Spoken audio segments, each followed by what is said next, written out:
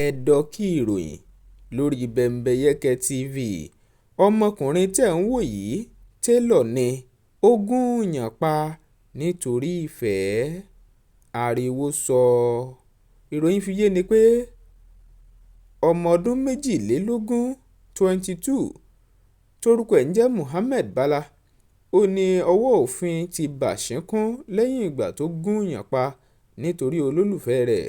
Muhammed ó ní ó jẹ́ ọmọ bíbí agbègbè Mararaba níjọba ìbílẹ̀ Madagali ní ìpínlẹ̀ Adamawa. Ńṣe ni ó bẹ̀rẹ̀ sí fẹ̀sùn kan ẹni tó ń fẹ́ wípé ó ti ń ní ẹlòmíì. Bákan náà nílé ọ̀rẹ́bìnrin rẹ̀ tó ń fẹ́ òun ni ó ti rí ọkùnrin kan tó ń jẹ́ Bakura tó sì fẹ̀sùn kàn wípé òun gan ló fẹ́ gba gẹfúrẹ́ǹdì mọ́ òun lọ́wọ́. Muhammed ó ní ó sì mú ọ̀bẹ jáde tó sì gún. Èyí sì wáyé lọ́jọ́ 15 oṣù kejì ọdún 2023 táwa nínú ẹ̀ yìí.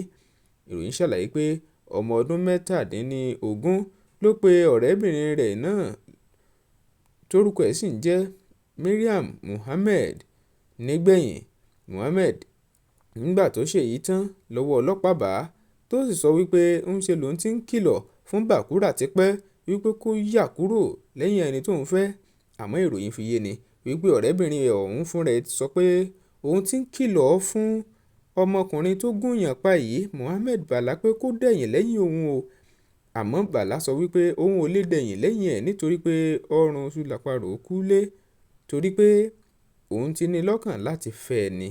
Ṣùgbọ́n òun padà ń wúgbọ́ wípé ọmọkùnrin tó ń gún náà òun ló ti sọ fún pé òun ò fẹ́ lẹ́yìn bí ọdún 3.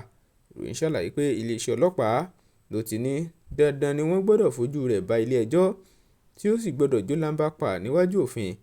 Ẹni tó jẹ́ alukoro fún iléeṣẹ́ ọlọ́pàá ní ìpínlẹ̀ Adamawa SP Suleiman Nguroje òun ló fìdí ìṣẹ̀lẹ̀ náà múlẹ̀ fún oníròyìn tó sì ní afurasí náà yóò fojú balé ẹjọ́ o. Ilé ẹjọ́ sì gbé ìgbésẹ̀ tó bá yẹ lẹ́yìn ìgbà tó gúnyàn pa nítorí ìfẹ́. Olúwatóbilọ́ba Fásùgbà ló kàròyìn fún Bembeyeke TV.